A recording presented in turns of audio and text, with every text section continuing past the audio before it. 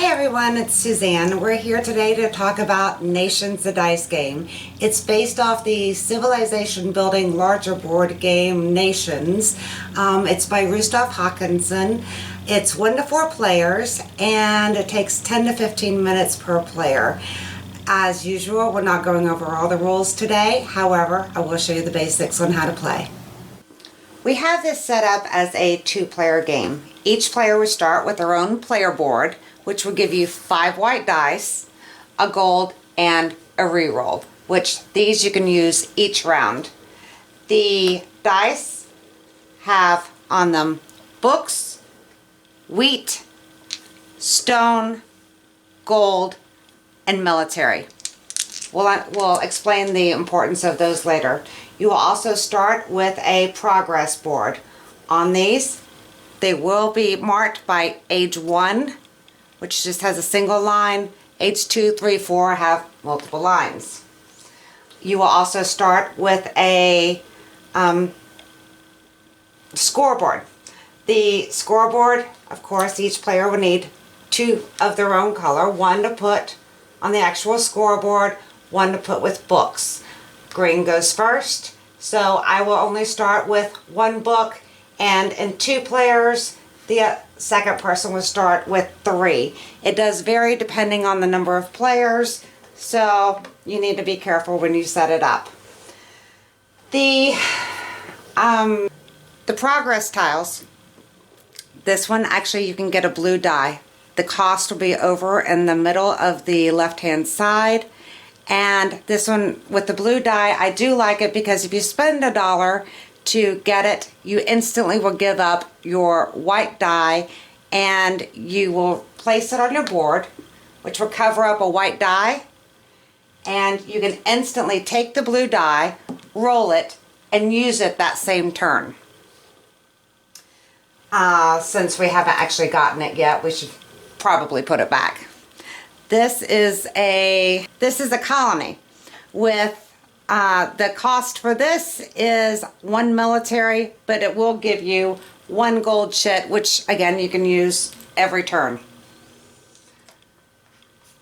These are wonders. It will give you, you have to not only pay the 1 gold, but you would put it over here to the right side, and just to build it you will need 2 stone, and again it will give you 1 gold coin, but it's also worth 2 victory points at the end of the game. Both players, when playing the game, would roll their dice at the same time. I would, if I went first, which I'm always green, so I do, I would spend the white die. I would buy the aqueduct so I could get a blue die. The thing I like is I would immediately replace my white die, because I covered it up, and roll a blue die. And you get the benefit of the die immediately. If I were to buy a wonder, I would have put it right there, had to spend, on my next turn, spend a stone, and I could actually build it. The wonder would then go below. Same as if I would have actually spent a military to buy a colony, it would immediately go below and I would get a gold chit. The dice. Red gives you a lot of military. It does give you some stone, a little bit of wheat, but mostly red is military. The blue gives you a lot of books and stone, so if you're going wonders, this is the die to have. If you're money poor, the gold will give you a lot of wheat and a lot of money. Now, after everyone has passed, you will then go to produce and score books. So if I had a book over here and I wanted to catch up, I could actually spend my book and go up on this chart. Since yellow is still higher than me on books, they would actually score 2 points. In multiple player games, it's you score 1 victory point for every person that is behind you. Wheat is important in the game. It's just cheap and easy victory points, so is military. But you cannot use these die yet because next comes famine.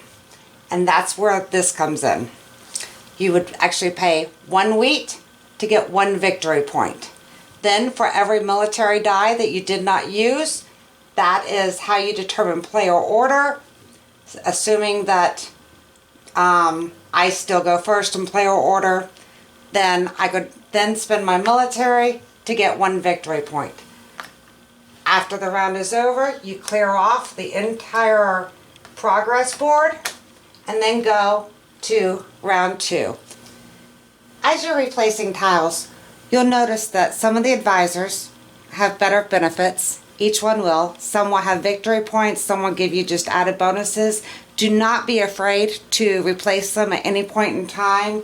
Same as if you move, as you move on. See, this one will give you a victory point, this advisor will. But even the buildings, your progress tiles, do not be afraid at any point to get rid of one of your former progress tiles that you replaced for a white die to give you whatever benefit you will need.